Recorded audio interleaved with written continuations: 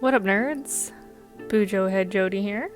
I have been bullet journaling since 2017, and I would like to share my March 2021 weekly spreads with you.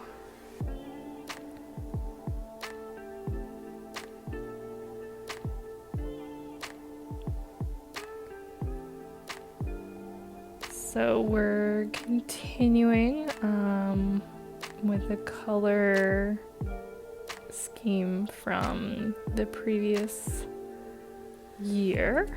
Really enjoy it's this purple and lime green combo, very March, very St. Patrick's Day. We're also using a lot of more traditional bullet journal flair with these banners and a bunch of outlined drop shadows. It does make everything a little bit more complicated, but it comes out looking really cool. You set it up once at the beginning of the month, and then you just use it and it looks pretty, and you want to use it because it looks pretty. So for my weeklies, we are going to be using a full 2 pages for each week. So we are using a fair amount of pages in these, and they are going to be primarily focused on so there's I'm not going to be focusing on the tasks per day, per se, like I have in the past. So each day is going to have a very large space for my best thing, worst thing I'm looking forward to. So these, the large section is going to be for my tasks, which I'm doing in a slightly different way, but the other 7 spaces are just for best thing, worst thing I'm looking forward to. So I've made a lot of space this month for that. So we'll see how that goes. I've used more and less in different months. I'm not entirely sure. Sometimes I do feel like I don't have enough space, but also a lot of times when I have a lot of space, I'll give myself a second thing, or like, oh, this also I would like to remember. I'm not sure if that's necessarily a good thing, because the idea behind it is to pick a thing, pick one thing. What was the one thing that was the best thing today, and what was the one thing that was the worst thing today? It's not necessarily to journal about the whole day. To make it simple. And this was something we actually used to do. We used to do just the best thing and the worst thing when I was growing up with my family around the dinner table. It was sort of a conversation starter / please, angsty teenagers, let us know about your life, coming from my parents.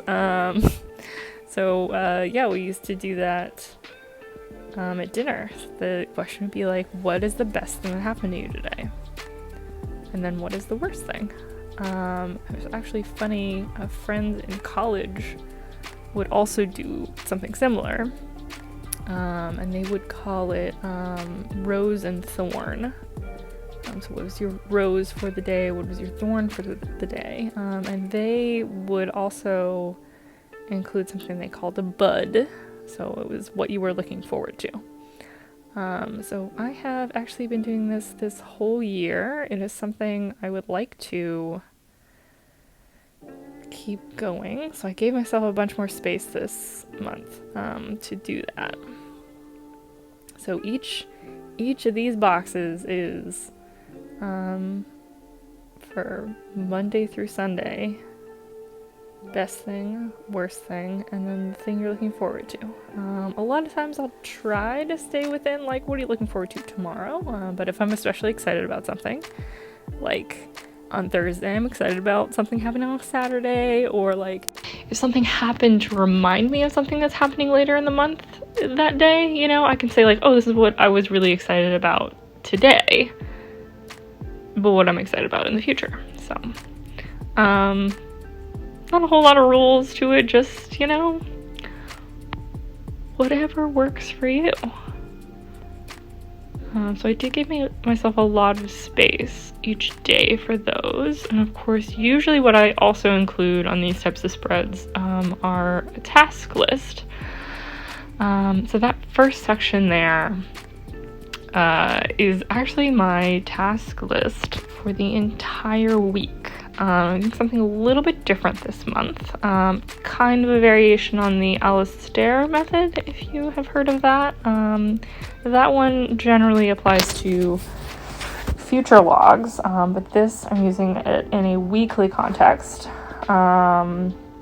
So it's going to have two sections. The first section will have the list of tasks. I will list them out in whatever order I think of them. There's a lot of, you know, lines, so hopefully generally I don't have too many tasks. I don't really put my work in here, so my work has its own, you know, task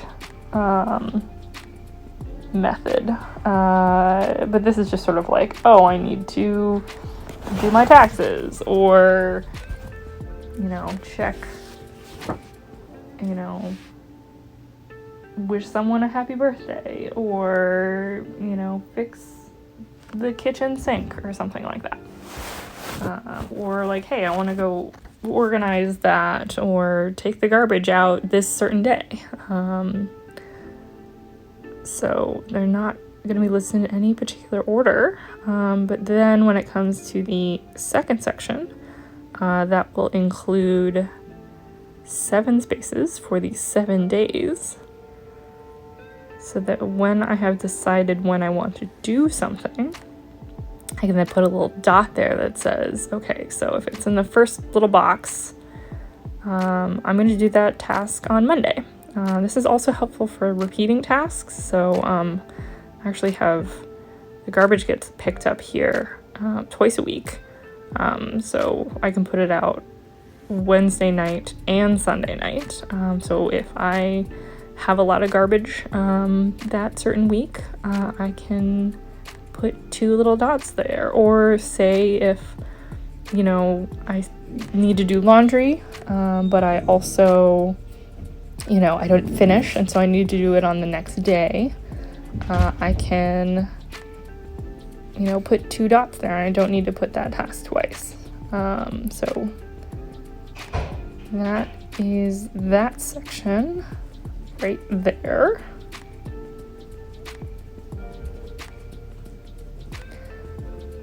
And, you know, I do think it did work out pretty well. I actually really liked how it went. It is very helpful for something if you don't know exactly when you want to do it, you at least get it down on paper that you want to do it, and you can assign, you know, when you want to do it later, or you can pull it into the next week or something like that.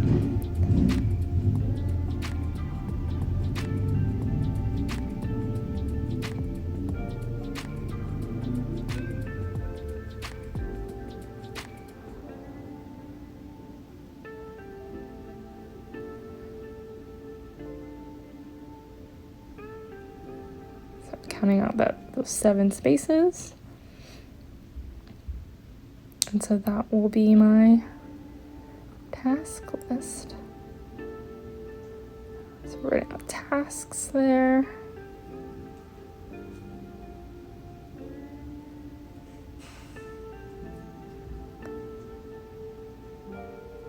And then each day of the week gets their name and the date up in the banner.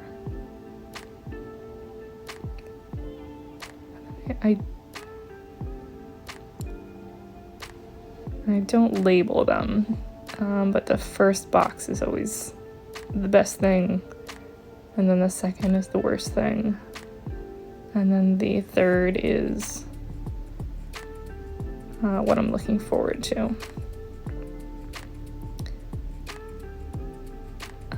So here I am counting everything out because I did not actually go in and figure out the spacing for these. We're gonna have basically 4 of the same exact spread for the 4 weeks, and then a little smaller version for the very final sort of half week. So I didn't actually write out the spacing, so I'm gonna use some tricks to, you know, get all the spacing correct.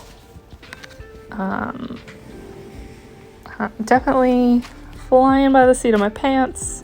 I don't get everything correct, but you know, nothing's perfect, and you can always use that white gel pen that works so well in this journal. And especially with this spread, or this sort of configuration, this type of spread, because everything's a box, you can actually see pretty well when things aren't lined up. So it's pretty easy to fix that and keep everything in line. And a lot of this spacing, it's just sort of built on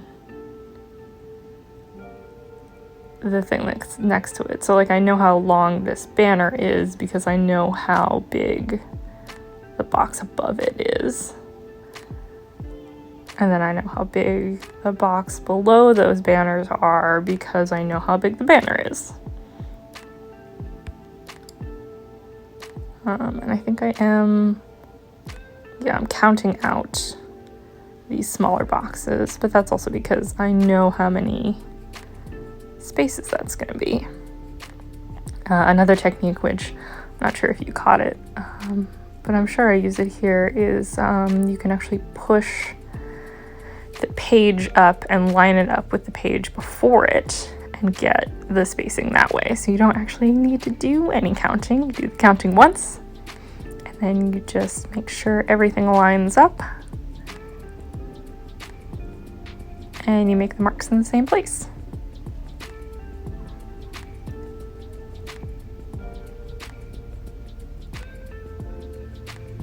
It's definitely, it's flying a little bit, you know, by the seat of your pants. But it also means that you don't need to erase every 5 seconds, and that you don't need to, you know, draw everything twice, which is basically what you're doing when you draw in the little spacing marks with a pencil. So like here, I don't do the counting because I know how big the boxes are based on the boxes in the previous page. So you can also do, if you saw I was here, yeah.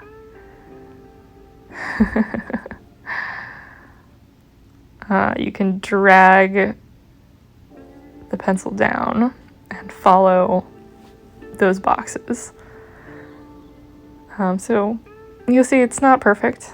Definitely didn't totally line up there, but that's what white gel pens are made for. I mean, technically not, but you know, that's why I use them.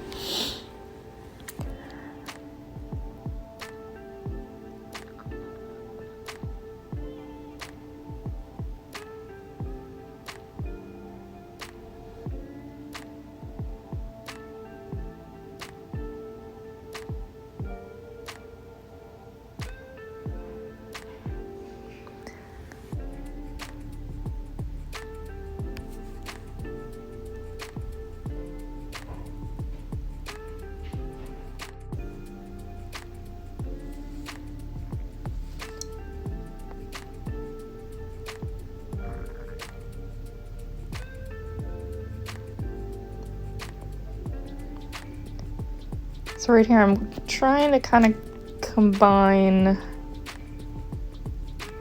basing my spacing off of previous elements with the idea of, say, drawing all the vertical lines first and then the horizontal lines. And you can see I'm actually making a couple spacing mistakes. I realized it pretty quickly, but it's definitely something you need to be careful about, because the idea behind doing all the vertical lines first and then the horizontal lines second is that you know exactly where you need to stop for each of those lines. And that's hard to do without having penciled in your spacing beforehand. Obviously, it's possible, but you probably will make mistakes, like I have here. So if that works for you, that's fine, you know. You can also, you know, it could be something that you do every single month, and so you're very used to the spacing, or like me, that you're going to do it 4 times over. So you end up getting used to the spacing.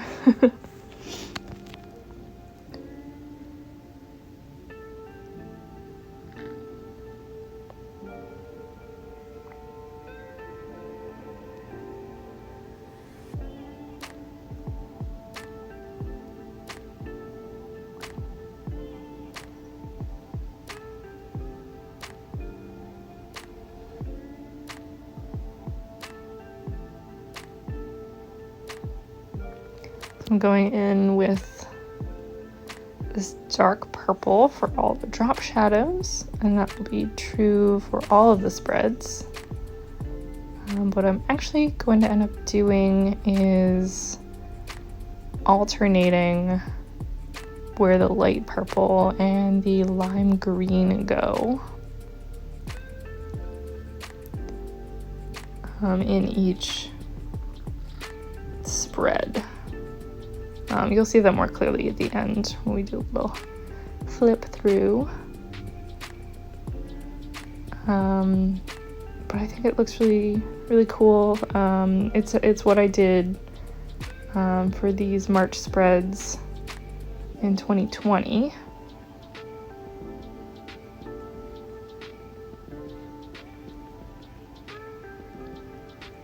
And I think it comes out really, really interesting, you know, definitely still on the same theme, but with a slightly different feel for each week.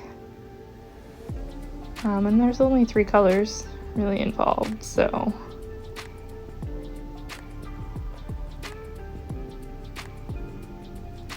still has that like slightly uniform look. So you see I'm checking what I did last time so that I can do something different this time. So this time the banners will be light purple and the horizontal stripes will be the lime green.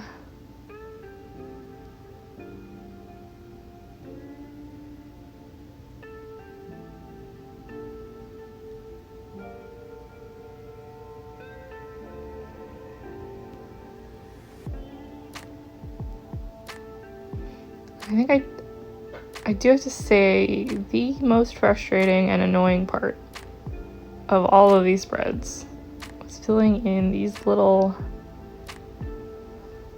ends of the banners. Like, you end up doing like a little figure 8 or like a Z formation. It's never quite right. And you're drawing over the pen, so your marker gets a little discolored, like not enough for it to really matter, but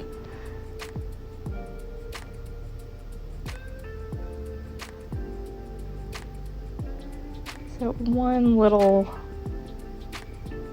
part of it that kind of drives you a little crazy.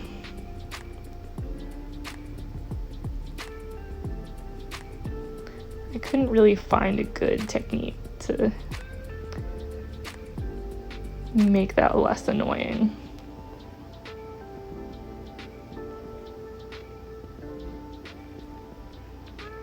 So good luck out there.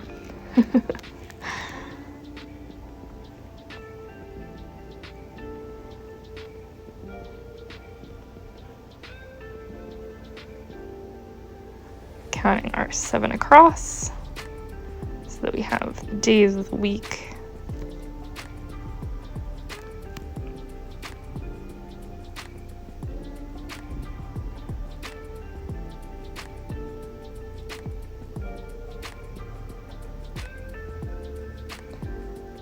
Now you'll notice I'm also switching up the pens that I'm using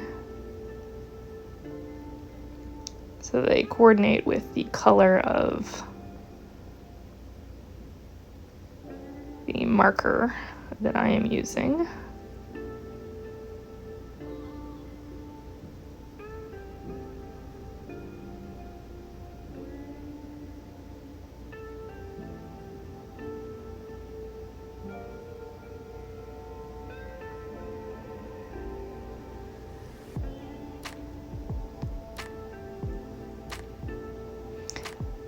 So here, yeah, you notice I hiked up that page a little bit so I could line up all the dots. This is especially why I like having a dot grid. I could probably, I mean, this is probably possible without that, but it's nice because you can line up the top dot with the other dot on the page underneath, like there, and get the right spacing.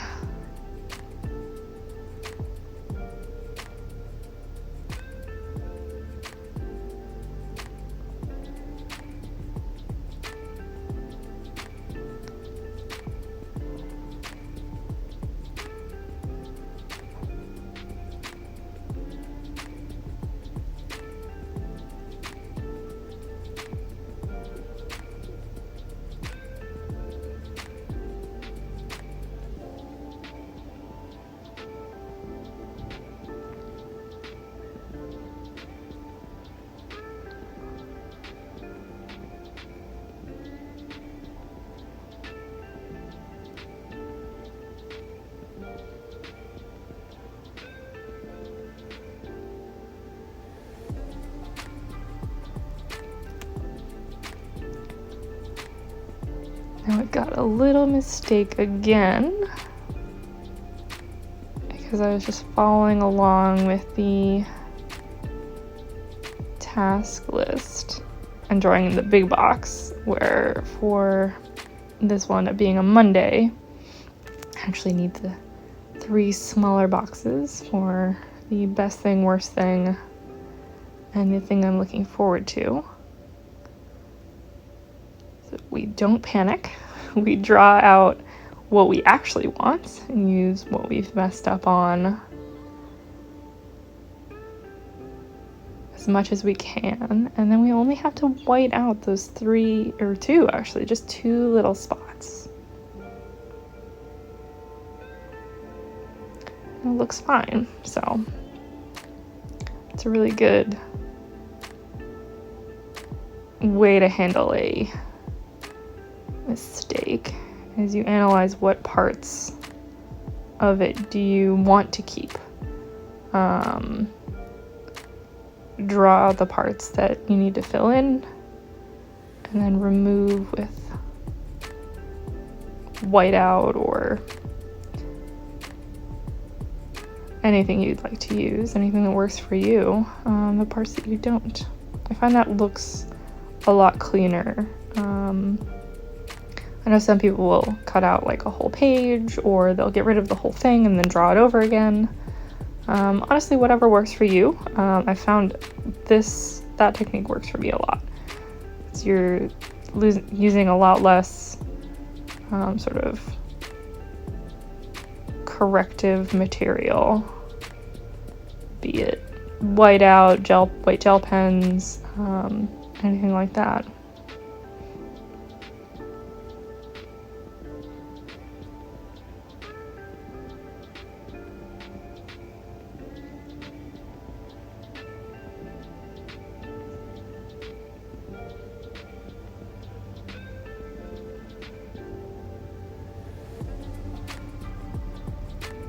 So I think this is the 3rd week of the month. I think by now I've pretty much got my process down for getting the correct spacing on these.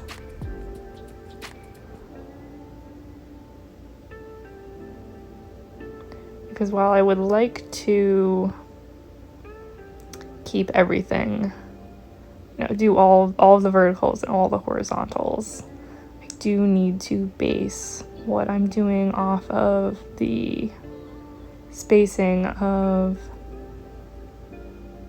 previous sections, so I can't solely do just the horizontals, but I can do all the horizontals in this one line that are all going to be based off of each other.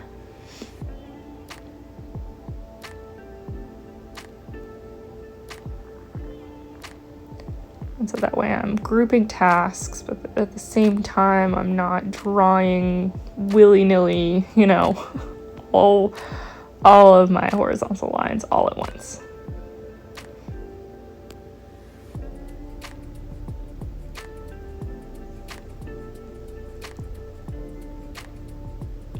And if I wanted to do that, honestly, I could go in and just draw out where the corners would be. I don't need to draw the whole box. Just need to sort of denote where each line is going to start and stop. That's usually what I've been doing lately. It was just for this spread. I knew I was going to do it over and over again, so.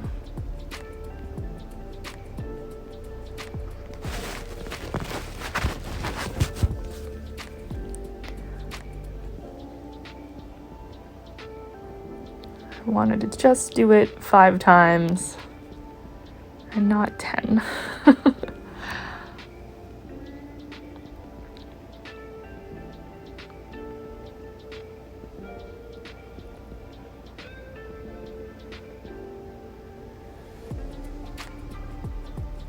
Do love me a drop shadow. Makes everything look just a little bit more interesting.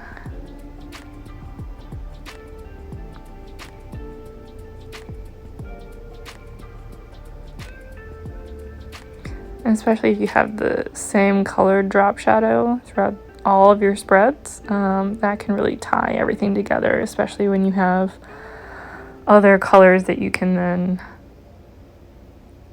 play with and make variations.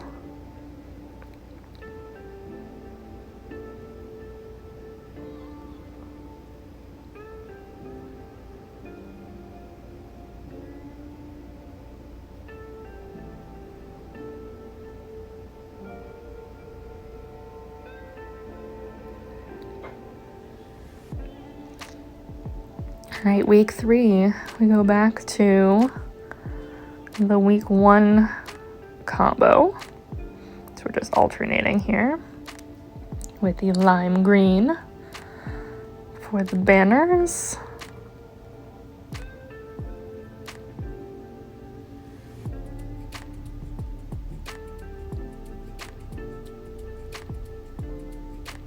I think one thing I might have changed in this spread was might have made the green fine liner that I used. I might have used a darker color green, make it pop out a little bit more. The purple that I used to write over this lighter purple was much darker in comparison, and I think it looked a little bit better.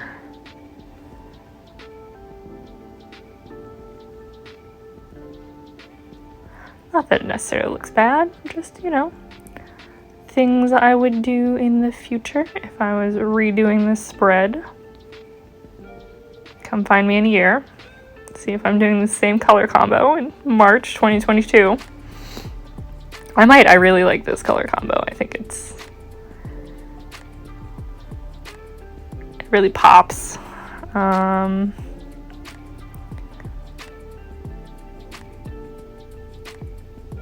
it's really nice for spring.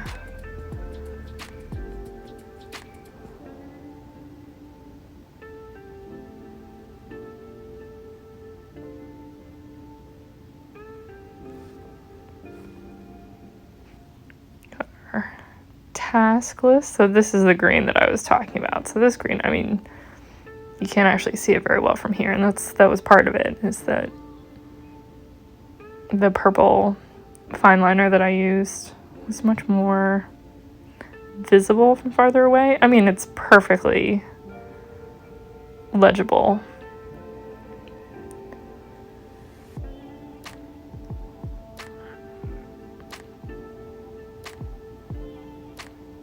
But I think it would have been better just one shade darker. It's now week 4. It's the final full week of March.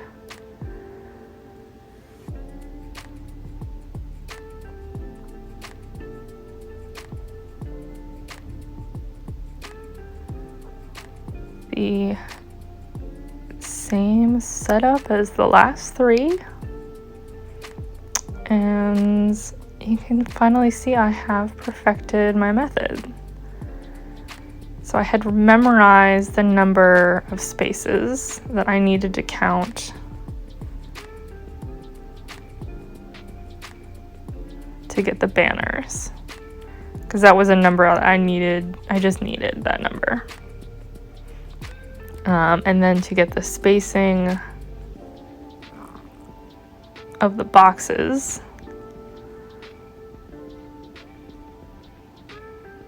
I pull up the page.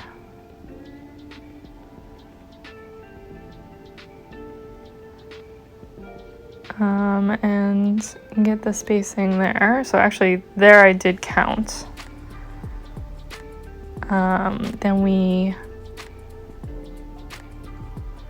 I know how wide these boxes are going to be based on how wide the banner is. And so I slide the pen along without making a mark until I get to that far corner. And I base the length or the width of these boxes on that. Because as I'm drawing up from the bottom, I can see that. I then connect all these boxes, making sure that I'm including the drop shadow. I do need to count for these boxes here to make sure that I'm not making one big box for Monday. And then do the same thing on the second column, including the drop shadows as I'm working my way up.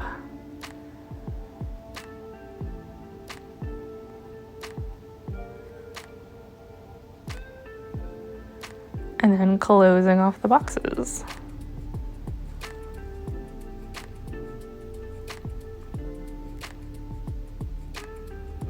Not doing all of my vertical and horizontal lines separately, but grouping them.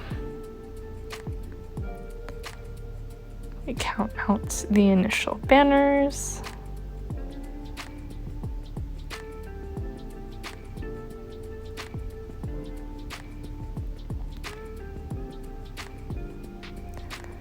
Get the heights based on the previous page. Count out second row of banners.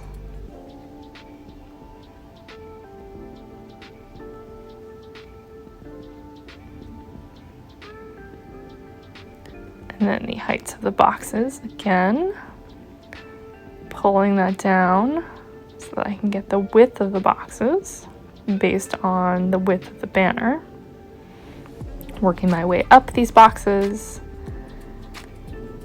Doing the horizontal lines and the horizontal drop shadow lines.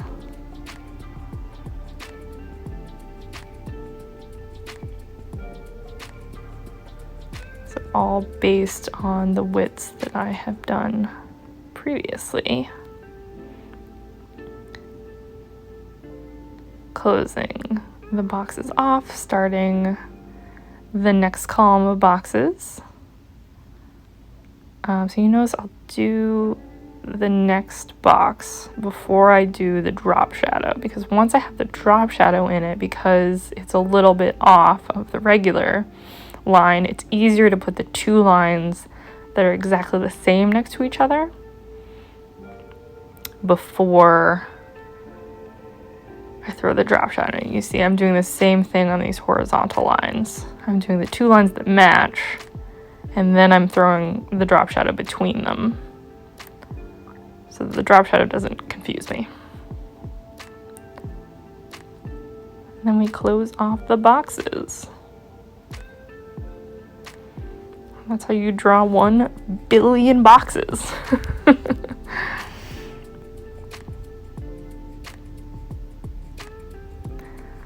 Coloring in the drop shadow goes first.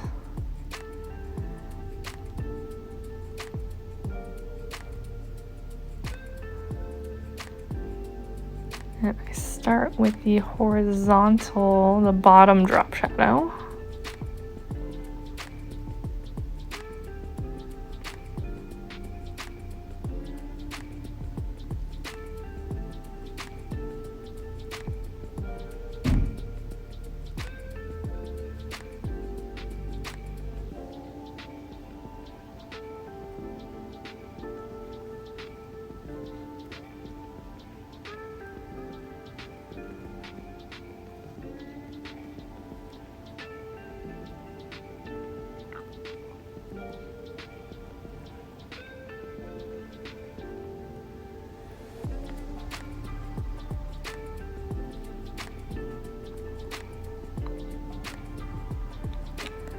And then the vertical drop shadows, aka the ones to the right. Now, when I do my drop shadows, this is generally how I do them. I'll do them so they're on the bottom and the right. Now, you could do any combination as long as you keep it consistent.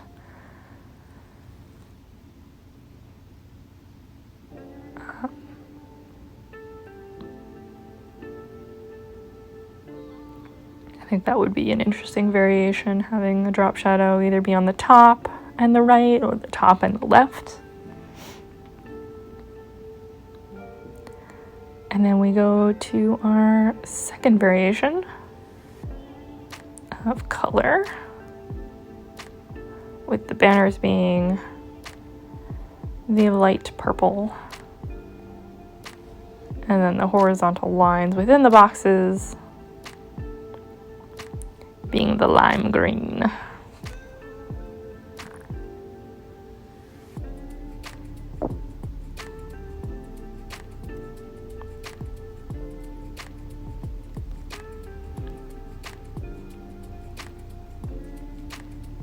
And I have definitely gotten past the part where I care about, so it's just a little scribbling. Yeah, it's fine.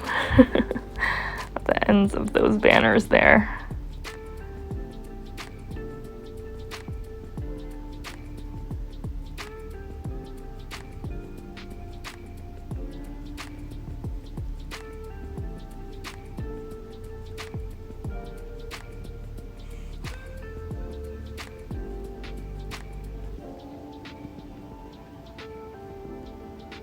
I'm going to say one thing I did really enjoy that the spacing worked out for this was that the smaller boxes got to have 3 lines of color in them each, and that because of the way they were split up, they only had 1 line technically between them, even though the drop shadow takes half of that line. So it ends up lining up with the lines in the task list.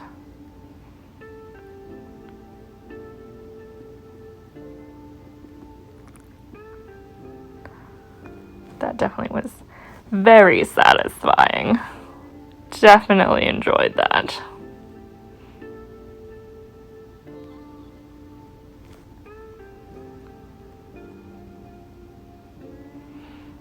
That is week 4. And then we have a little half week here.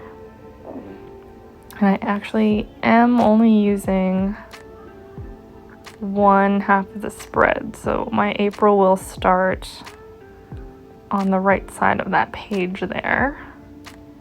It kind of worked out perfectly. I didn't really need to do any sort of, you know, different spacing. I used exactly the same spacing because we had exactly 3 days. So I could put my task list and then Monday, Tuesday, Wednesday of the next week, those final 3 days in March.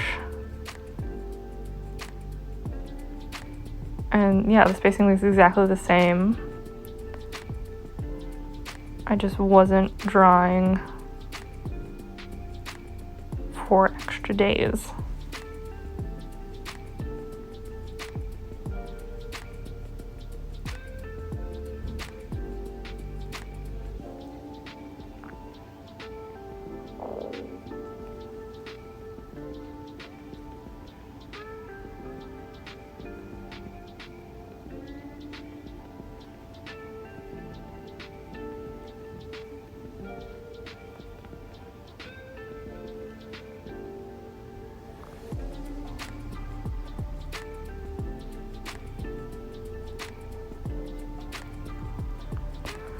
In general, I do like to end each month, you know, taking up the full 2 pages. And I could have put, say, like a notes or a brain dump or some bigger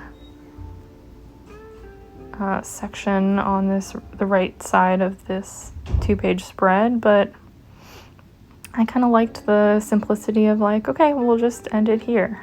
And I think, you know, that's definitely a nice thing about a bullet journal. You know, the months can just sort of bleed into each other and you just keep going, you know? So we're gonna color in these final days, these final boxes here. Our original first color combo. So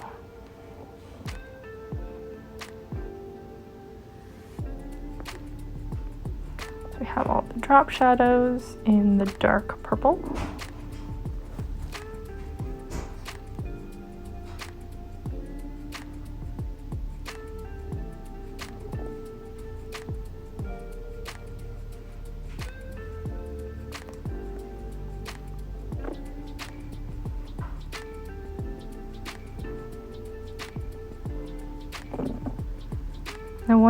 So I do use the non-chisel tip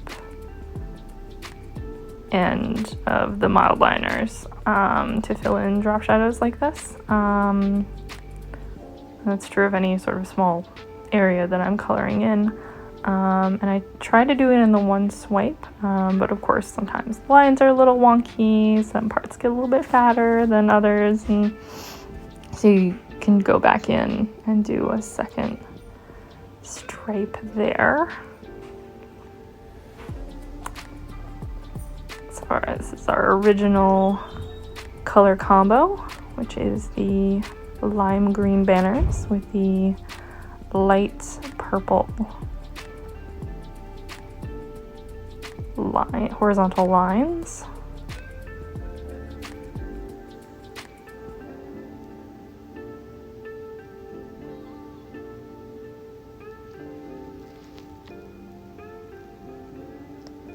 So one thing I did do here was I did count out the full 7 days, even though there are only 3 days in this week. I think I just wanted it to be similar to the other ones. I didn't really use those last 4 spaces, but it looks good. So yeah, that's our final flip through. You can see the fun switching of the colors. That's all. So thanks a lot. Bye.